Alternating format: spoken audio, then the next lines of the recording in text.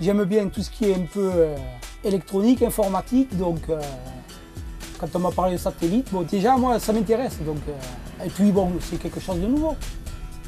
Il faut découvrir un peu.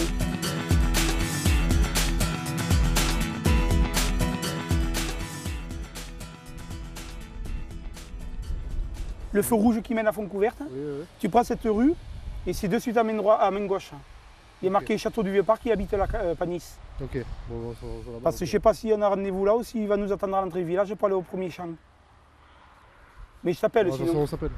Hein? Ça marche. À tout à l'heure, Momo. Aujourd'hui, là, on va partir sur Cognac.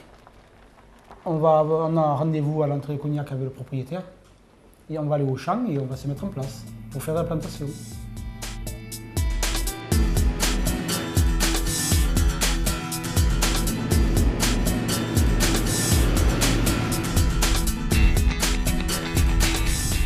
Donc là, il faut que ça soit droit là aussi.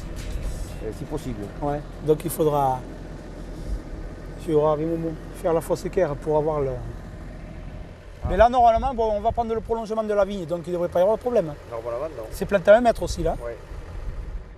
Quand on arrive sur un chantier, il y a deux cas de figure. Ou alors, le propriétaire nous dit la vigne sera comme ça, tel espacement, telle dimension. Donc, on prend les points, on s'aligne et on attaque. Et sinon, il y a la question. Est-ce qu'on peut faire comme ça? Est-ce que c'est possible de faire de telle façon? L'essentiel, c'est de le conseiller. C'est sa vigne, ça va durer un bon nombre d'années. Donc, à partir de là, nous, on se met en place, on prend les points et puis on plante. Alors là, Momo est en train de prendre le point vecteur. Le deuxième point, c'est pour l'alignement de la plantation. Voilà, là, il vient de me dire que c'était bon. Il est en position, donc moi, je valide, point vecteur. C'est bon, Momo! À partir de maintenant, le satellite va envoyer les informations à la base et la base va me les envoyer par radio au tracteur.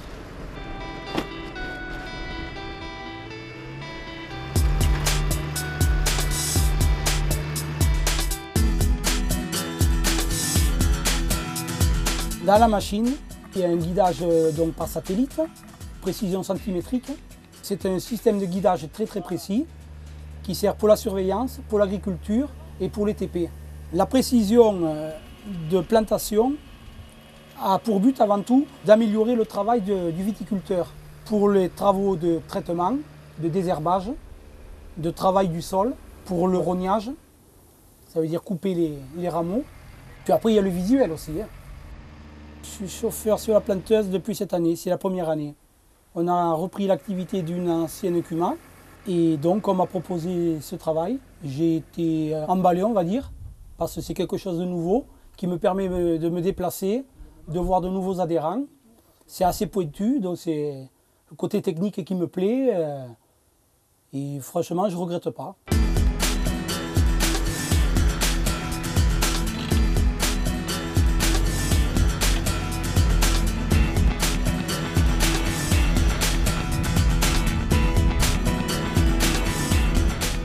Alors moi, comme formation, je suis arrivé dans l'agriculture comme un cheveu sur la soupe, par hasard, parce que bon, ici c'est un pays assez viticole. Donc mon premier emploi était dans la viticulture, mais bon, j'ai une formation de mécanicien fraiseur, un CAP, puis après j'ai passé un BPA de viticulture. Et puis bon, j'ai commencé la viticulture, donc en conduisant du petit matériel. Puis un jour je me suis présenté à la CUMA Villalier, ils avaient besoin d'un chauffeur, ils m'ont embauché. Ça fait 20 ans que ça dure. Et alors nous, l'avantage qu'on a en CUMA, c'est qu'on a un renouvellement de matériel qui est permanent.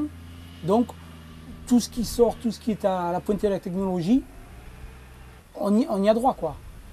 Je suis à la CUMA, je suis bien à la CUMA. Il faudrait vraiment qu'il y ait quelque chose qui me fasse changer de métier. Mais bon, pour le moment, je suis bien, ça fait 20 ans. J'ai l'impression de ne pas avoir fait encore le tour, puisque ça évolue constamment. Ce n'est pas un truc répétitif, même si chaque année le travail reprend, mais chaque fois on reprend avec un nouveau matériel, on reprend avec de nouvelles conditions de travail. Donc en fait, c'est ma 20e année, mais c'est comme si c'était ma première.